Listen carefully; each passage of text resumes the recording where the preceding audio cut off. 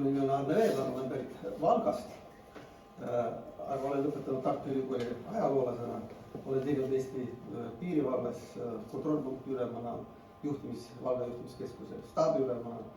Ma olen olnud Eesti poliitikas väga kaua aega, kohe esimestest vabadest valimistest peale. Ma olen olnud volikogu liidu Valgas, aseesimees volikogus ja volikogu esimees, linnade liidu juhatuse liige. Ma olen ka Eesti Reformierakonna asutaja, esimese juhatuse liige, samuti loomulikult teeninud ka Riigikogus Riigikogu liikmena. Olen olnud mitmete ministrite nõunik ja mis puudutab nüüd minu seda sidet muuga, siis see on selline, et lihtsalt minu vanadel oli villa Püritada, aga teistel perekonnaliikmetel oli suvila otse Kallavere all. Et selles mõttes pidid kogu aeg jalgrattaga sõitma või jala isegi käima selle maa. Aitäh!